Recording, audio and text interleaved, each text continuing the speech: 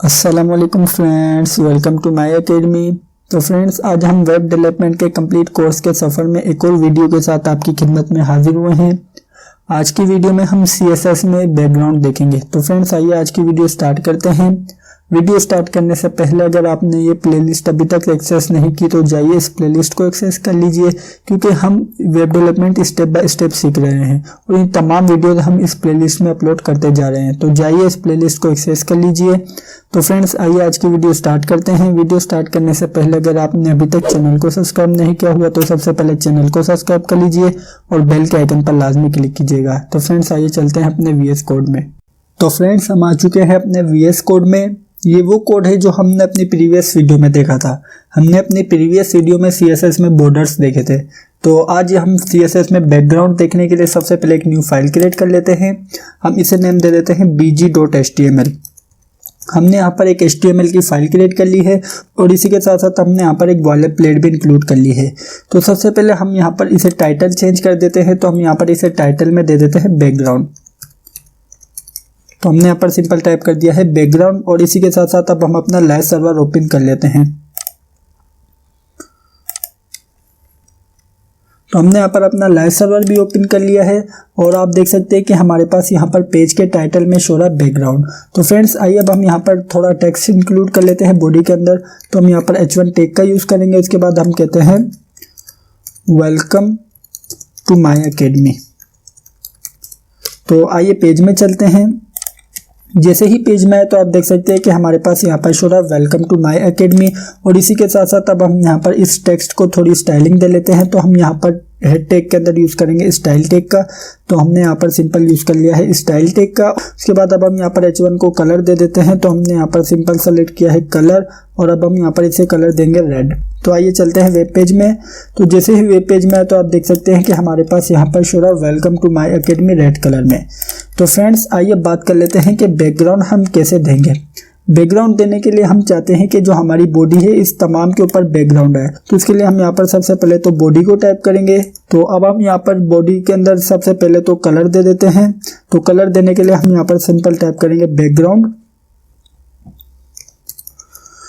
तो हमने यहाँ पर सिंपल टाइप कर दिया है बैकग्राउंड। अब हम यहाँ पर बैकग्राउंड में थोड़ा लाइट कलर दे लेते हैं। तो हम चाहते हैं कि हमारे बैकग्राउंड में सिल्वर कलर आए। तो हमने यहाँ पर सिंपल सेलेक्ट कर लिया है सिल्वर। तो आइए चलते हैं पेज में। तो जैसे ही पेज में आए तो आप देख सकते हैं कि हमारे पास यहाँ पर बैकग्राउंड सिल्वर कलर का शो रहा है। हमें कैसे मालूम कि ये हमारा बैकग्राउंड है? हमें इस तरीके से पता चल रहा है कि जो हमारा welcome to my academy text है वो पहले शो रहा है और हमारा जो सिल्वर कलर है वो बाद में शो रहा है। तो फ्रेंड्स, इस तरीके से हम अपने किसी भी वेब पेज के अंदर बैकग्राउंड दे सकते हैं। तो फ्रेंड्स, इसी के साथ साथ अब हम यहाँ पर अपने बैकग्राउंड में कोई भी इमेज को इंक्लूड कर सकते हैं। बैकग्राउंड में इमेज देने के लिए मैं यहाँ पर सिंपल यूज़ करूँगा बैकग्राउंड इमेज। तो मैं यहाँ पर बैकग्राउंड इमेज को सेलेक्ट कर लिया है और इसके बाद मैं यहाँ पर सेलेक्ट करूँगा URL को। तो फ्रेंड्स, हम यहाँ पर अपने इस वेब पेज के अंदर दो तरीके से इमेज को इंक्लूड कर सकते हैं। फर्स्ट मेथड तो ये है कि हम सिंपल जाए गूगल पर और जो भी इमेज हमें पसंद आए हम सिंपल उसका URL कॉपी करें और हम यहाँ पर URL वाले पोर्शन में इस ब्रैकेट के अंदर पेस्ट कर दें। सेकेंड मेथड तो ये है कि अगर हमारे PC में कोई इमेज मौजूद है, हम चाहते हैं कि वो इमेज हमारे इस वेब पेज में इंक्लूड हो, तो उसके लिए हम यहाँ पर सिंपल जो URL वाला है इसके अंदर हम ब्रैकेट के अंदर और उसके पाथ के साथ हम उसका नाम देंगे। तो फ्रेंड्स, अब हम यहाँ पर अपने इस वेब पेज में हमारे PC में जो इमेज सेव है हम वो इंक्लूड करेंगे। तो हमारे पास यहाँ पर एक CSS ट्यूटोरियल के नाम से फोल्डर है। इसी फोल्डर के अंदर जो हमारी HTML की फाइल है वो भी सेव है और इसी के साथ साथ हमारे पास यहाँ पर एक इमेज की फाइल सेव है डाउनलोड के नेम से। तो फ्रेंड्स, सबसे पहले तो अब हम यहाँ पर इसका टाइप देखेंगे। तो हम यहाँ पर प्रॉपर्टीज में देखते हैं इसकी टाइप है JPG। तो हम यहाँ पर इस इमेज के नेम के साथ यूज़ करेंगे JPG। तो हम यहाँ पर URL ब्रैकेट के अंदर सिंपल टाइप कर देते हैं download.jpg। तो आप यहाँ पर नोट करें कि हमने यहाँ पर इसका पाथ क्यों नहीं बताया। वीडियो को पॉज करें और सोचें कि हमने यहाँ पर इसका पाथ क्यों नहीं बताया। हमने इसका पाथ इसलिए नहीं बताया क्योंकि हमारे पास यहाँ पर ये सेम फोल्डर के अंदर मौजूद है। हमारे इसी फोल्डर के अंदर हमारा बैकग्राउंड वाली HTML फाइल मौजूद है और इसी तरीके से ये डाउनलोड वाली फाइल भी मौजूद है। तो इसी वजह से हमें यहाँ पर इसका पाथ बताने की कोई ज़रूरत नहीं है। तो फ्रेंड्स, अगर हमारे पास यहाँ पर ये दोनों फाइल अलग अलग लोकेशन पर होती तो हमें यहाँ पर इस इमेज का कंप्लीट पाथ बताना पड़ता। तो फ्रेंड्स, आइए चलते हैं पेज में। तो जैसे ही पेज में आए तो आप देख सकते हैं कि हमारे पास यहाँ पर इमेज शो रही है, लेकिन यहाँ पर हमारी इमेज बार बार रिपीट हो रही है। तो हम यहाँ पर अपनी इस इमेज की रिपीटिशन को भी कंट्रोल कर सकते हैं। किस तरीके से? अब हम यहाँ पर चाहते हैं कि जो हमारी इमेज ये एक्स और वाई दोनों एक्सिस के ऊपर रिपीट हो रही है, तो हम चाहते हैं कि हमारी इमेज सिर्फ एक्स एक्सिस के ऊपर रिपीट हो। तो फ्रेंड्स, मेरा यहाँ पर मेन पर्पज़ ये है कि मैं इसकी रिपीटिशन को कंट्रोल करूँ। तो रिपीटिशन को कंट्रोल करने के लिए मैं यहाँ पर सिंपल टाइप कर देता हूँ बैकग्राउंड रिपीट। तो मैंने यहाँ पर सिंपल सेलेक्ट कर लिया है बैकग्राउंड रिपीट। तो आप देख सकते हैं कि हमारे पास यहाँ पर डिफरेंट ऑप्शन हो रहे हैं। तो हमारे काम के यहाँ पर 2 ऑप्शन है, एक है एक्स एक्सिस और दूसरा है वाई एक्सिस। अब मैं चाहता हूँ कि मैं अपनी इमेज की रिपीटिशन को एक्स एक्सिस पर रखूँ, तो मैं यहाँ पर सिंपल सेलेक्ट कर लेता हूँ रिपीट एक्स। तो जैसे ही पेज में आए तो आप देख सकते हैं कि हमारे पास यहाँ पर जो हमारी इमेज है वो सिर्फ एक्स एक्सिस में रिपीट हो रही है। इसी तरीके से अब हम यहाँ पर इसे वाई एक्सिस में भी रिपीट कर सकते हैं। तो आप देख सकते हैं कि अब हमारी इमेज यहाँ पर वाई एक्सिस में रिपीट हो रही है। तो फ्रेंड्स, इस तरीके से हम अपनी इमेज की रिपीटिशन को भी कंट्रोल कर सकते हैं। और अगर आप चाहते हैं कि हमारी इमेज ही रिपीट ना हो तो वो भी हम कर सकते हैं। उसके लिए हम यहाँ पर सिंपल लिखेंगे नो रिपीट। तो हम यहाँ पर सेलेक्ट कर लेते हैं नो रिपीट। तो आइए चलते हैं पेज में। तो जैसे ही पेज में आए तो आप देख सकते हैं कि अब हमारी इमेज रिपीट नहीं हो रही।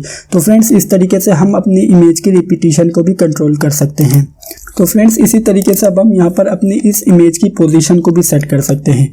आपको मालूम है कि हमारे इस वेब पेज में 2 एक्सिस हैं, एक है एक्स एक्सिस, दूसरा है वाई एक्सिस। तो सबसे पहले मैं आपको एक्स एक्सिस के अंदर इसकी पोजीशन को सेट करना सिखाऊंगा। उसके लिए मैं यहाँ पर सिंपल टाइप करूँगा बैकग्राउंड पोजीशन। उसके बाद मैं यहाँ पर बैकग्राउंड की पोजीशन को सेट कर दूंगा।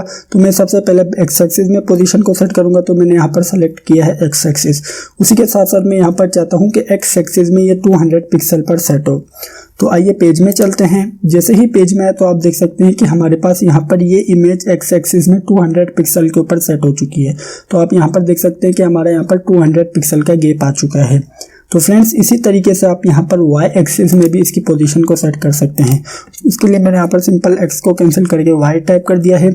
आइए चलते हैं पेज में। जैसे ही पेज में आए तो आप देख सकते हैं कि हमारे पास यहाँ पर ये इमेज वाई एक्सिस में 200 पिक्सल के ऊपर शो रही है।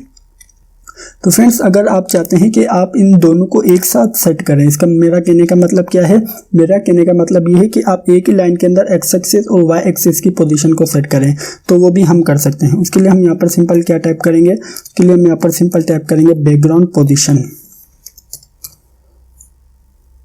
तो सबसे पहले हमें यहाँ पर बैकग्राउंड की पोजीशन में एक्स एक्सिस की पोजीशन बतानी पड़ेगी। तो हम यहाँ पर चाहते हैं कि हमारी एक्स एक्सिस की पोजीशन हो 200 पिक्सल, और इसके बाद अब हमें यहाँ पर वाई एक्सिस की पोजीशन बतानी पड़ेगी। हम चाहते हैं कि ये हमारी इमेज वाई एक्सिस में सेट हो 300 पिक्सल के ऊपर। तो आइए चलते हैं पेज में। जैसे ही पेज में आए तो आप देख सकते हैं कि हमारी यहाँ पर इमेज एक्स एक्सिस में 200 पिक्सल और वाई एक्सिस में 300 पिक्सल के ऊपर सेट हो चुकी है।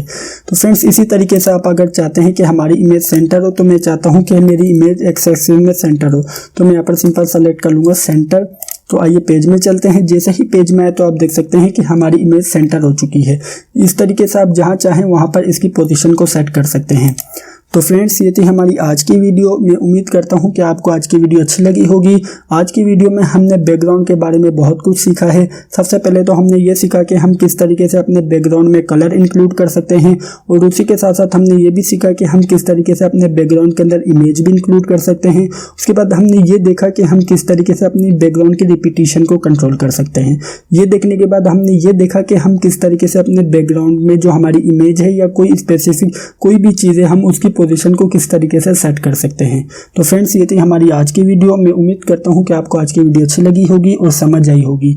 अगर वीडियो अच्छी लगी है तो लाइक लाजमी कीजिएगा, और अगर आपने अभी तक चैनल को सब्सक्राइब नहीं किया हुआ तो सबसे पहले चैनल को सब्सक्राइब कर लीजिए और बेल के आइकन पर लाजमी क्लिक कीजिएगा। Thank you for watching this video friends. Bye bye.